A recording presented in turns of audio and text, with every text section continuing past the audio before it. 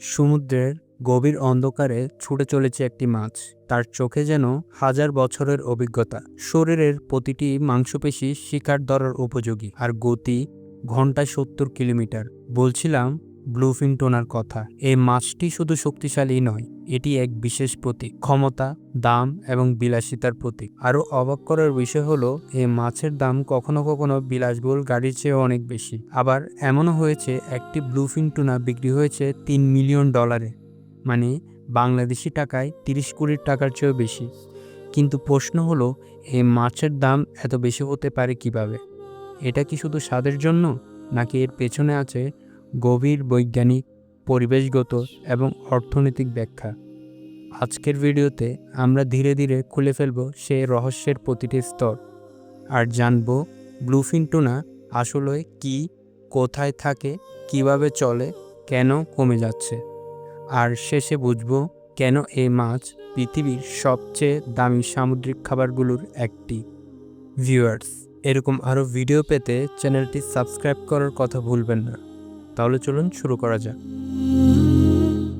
Bluefin tuna দেখতে সাধারণ toner মতো হলেও এর ভেতরে লুকিয়ে আছে এক অসাধারণ যন্ত্রের মতো শরীর। ব্লুফিন টুনার বৈজ্ঞানিক নাম হলো থুনাস থিনাস। এছাড়াও রয়েছে প্যাসিফিক এবং সাউদার্ন ব্লুফিন টুনা নামের আরও দুটি প্রজাতি। এটি স্কমব্রিড পরিবারভুক্ত, যাদের সদস্যদের আমরা সাধারণভাবে টুনা বা ম্যাকারেল পরিবার হিসেবে জানি। ব্লুফিন টুনা মূলত আটলান্টিক মহাসাগর, প্রশান্ত মহাসাগর এবং ভূমধ্যসাগরের ঠান্ডা, গভীর এবং দ্রুতগতির সমুদ্র স্রোতে চলাফেরা করে। এরা ঘন্টায় 70 থেকে 80 কিলোমিটার পর্যন্ত গতি তুলতে পারে, যা সাঁতারু প্রাণীদের মধ্যে অন্যতম দ্রুত। এদের দেহ স্ট্রিমলাইন, শরীরের পেশি, পাখনার গঠন সবই লং ডিস্টেন্স শিকারের জন্য সহায়ক। অবিশ্বাস্য হলেও সত্য, ব্লুফিন টুনা হলো আংশিকভাবে উষ্ণ রক্ত বিশিষ্ট মাছ। এরা শরীরের ভেতরে হিট রিটেনশন সিস্টেম ব্যবহার করে শরীর গরম রাখে, ফলে ঠান্ডা পানিতেও দ্রুত সাঁতার কাটতে পারে। একটি পূর্ণবয়স্ক ব্লুফিন টুনা হতে পারে 2 থেকে 3 মিটার লম্বা, 500 থেকে 600 কেজি ওজনের। ভাবুন, অর্ধটন ওজনের একটি মাছ, আর তাও সমুদ্রের ভেতরে 70 কিলোমিটার গতিতে ছুটে যাচ্ছে। দৃশ্যটি কেমন হতে পারে? পৃথিবীর মাইগ্রেন্ট মাছদের মধ্যে ব্লুফিন টুনা অন্যতম। একবারে এরা হাজার হাজার কিলোমিটার সাঁতার কাটতে পারে। এরা সাধারণত 3টি জায়গায় বংশবৃদ্ধি করে থাকে: Gulf of Mexico, Mediterranean C এবং প্যাসিফিক ওশেনের কিছু অঞ্চল। এই জায়গাগুলোতে এরা উষ্ণ জল খুঁজে ডিম পাড়ে। একটি ব্লুফিন টুনা বাঁচতে পারে 30 থেকে 40 বছর, যা টুনা প্রজাতির মধ্যে অনেক বেশি। ব্লুফিন টুনার মাংস, বিশেষ করে ফ্যাটযুক্ত অংশ অটরো, বিশ্বের সবচেয়ে দামি সুশি আইটেমগুলোর একটি। অটরো এত নরম যে মুখে দিলে গলে যায়। জাপানে এটাকে বলা হয় ওশেন বাটার বা দ্য ফেরারি অফ ফিশ। বিশ্বের বড় বড় জাপানি রেস্টুরেন্টগুলো ব্র্যান্ড ভ্যালু বাড়াতে ব্লুফিন কিনে, কারণ ভিডিও, ছবি, নিউজ সব জায়গায় প্রচার হয়। এটা তাদের ব্যবসা বাড়ায়। এখন আসল প্রশ্নে আসা যাক, ব্লুফিন টুনার দাম এত বেশি কেন?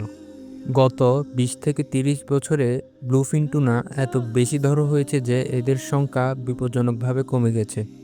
অনেক আন্তর্জাতিক সংস্থা এটিকে ভালনারেবল স্পিসিস হিসেবে তালিকাভুক্ত করেছে। আর একটি ব্লুফিন টুনা প্রজননক্ষম হয়ে উঠতে 10 বছর সময় লাগে। সুতরাং কম সরবরাহ স্বাভাবিকভাবে দাম বাড়ায়। আবার ব্লুফিন টুনার ফ্যাট মার্ভেলিং এত নিখুঁত যে সুশি ব্যবসা এ মাছের উপর নির্ভরশীল। এটা একটি লাক্সারি ফুড আইটেম। স্বাদই এর দাম বাড়ানোর মূল চালিকা শক্তি। আবার এই মাছ ধরা অত্যন্ত ব্যয়বহুল।